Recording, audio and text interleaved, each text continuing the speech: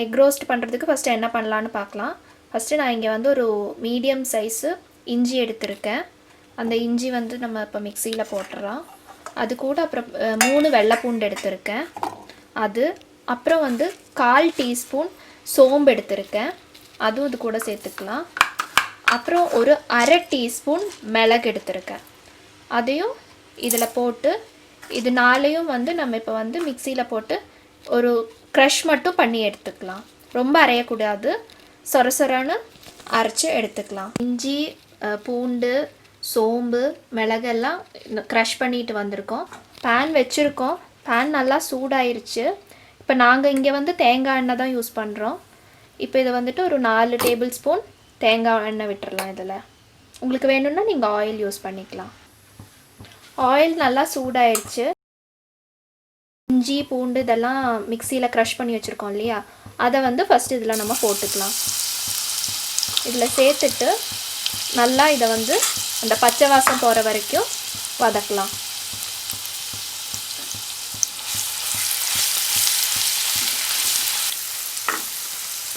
இப்போ இதோட பச்சை வாசம் போயிருச்சு. இப்போ நெக்ஸ்ட்டு நம்ம இதில் வேப்பிலை கொஞ்சம் சேர்த்துக்க போகிறோம். இது கூடவே வந்துட்டு பெரிய வெங்காயம் வந்து இப்போ நான் இங்கே வந்துட்டு 3 கட் பண்ணி வச்சுருக்கேன் பெருசு. அதை வந்து இங்கே இதில் சேர்த்துக்கலாம். இப்போ நான் இங்கே 4 முட்டை எடுத்துருக்கிறதுனால 3 பெரிய வெங்காயம் சேர்த்திருக்கோம். இதை நல்லா மிக்ஸ் பண்ணலாம். இதில் கொஞ்சம் உப்பும் சேர்த்துக்கலாம். அப்போ சீக்கிரம் அது வதங்கிடும்.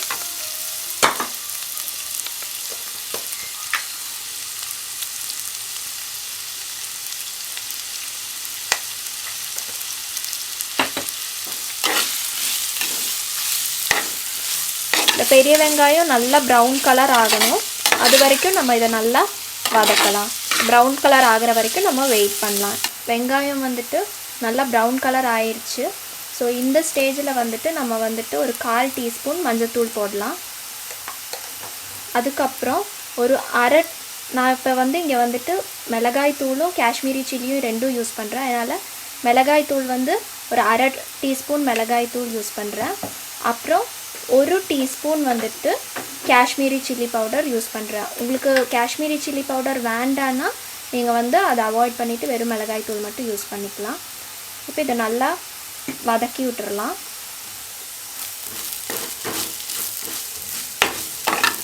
இந்த மசாலா போடும்போது எப்போவுமே நம்ம வந்து சிம்மில் வச்சுட்டு மோஸ்ட்லி போட ட்ரை பண்ணுங்க.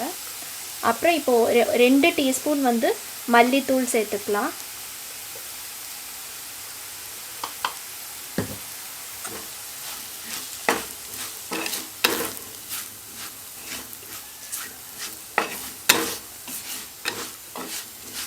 இது கொஞ்சம் ரோஸ்ட் பண்ணலாம். இந்த டைமில் இது ரொம்ப ட்ரையாக இருக்கிறதுனால கொஞ்சோண்டு தண்ணி சேர்த்துக்கலாம். நான் இங்கே லைட்டாக தான் தண்ணி சேர்த்துருக்கேன், இல்லாட்டி அது கரிஞ்சிரும். கரம் மசாலாவும் வந்துட்டு ஒரு 1/2 டீஸ்பூன் சேர்த்துக்கலாம்.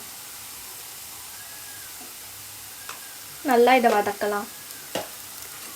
இந்த பச்சை வாசம் போகிற வரைக்கும் நம்ம நல்லா வதக்கணும். இதை ஒரு தக்காளி எடுத்துருக்கோம், நீளமாக கட் பண்ணி வச்சுருக்கோம், அதையும் சேர்த்துடலாம். இது சேர்த்து நல்லா வதக்கிடலாம்.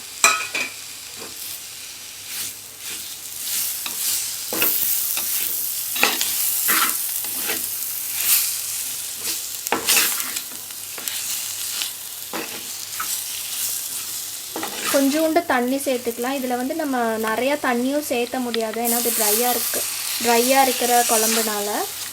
ஸோ இந்த ஸ்டேஜில் கொஞ்சோண்டு சேர்த்திக்கலாம். பார்த்து தான் நம்ம சேர்த்துக்கணும்.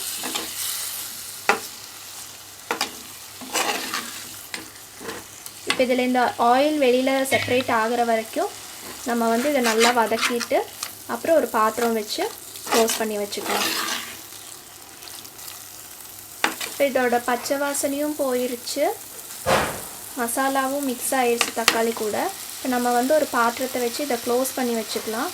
தக்காளி நல்லா வந்துட்டு சாஃப்ட் ஆகணும், அது வரைக்கும் க்ளோஸ் பண்ணி வச்சுக்கலாம். இப்போ இதை நம்ம ஒரு பாத்திரம் வச்சு க்ளோஸ் பண்ணியிருக்கோம். இப்போ இதை எடுத்து பார்க்கலாம், தக்காளி அது சாஃப்ட் ஆயிருச்சா என்னன்ட்டு. அடிக்கடி இலக்கி மட்டும் விட்டுறணும். தக்காளி நல்லா வந்துட்டு சாஃப்ட் ஆயிருச்சு. இந்த டைமில் வந்துட்டு நம்ம உப்பு தேவையான அளவு சேர்த்திக்கலாம். சேர்த்து நல்லா வதக்கலாம்.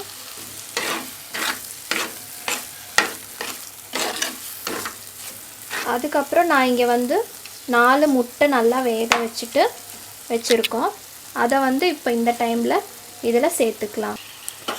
இதை நல்லா மிக்ஸ் பண்ணலாம்.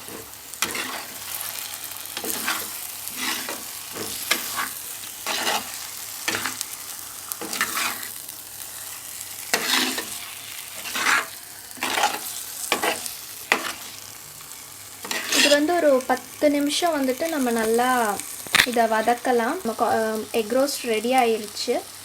இது வந்து எல்லோரும் ட்ரை பண்ணி பார்த்துட்டு எப்படி இருக்குன்னு சொல்லுங்கள்.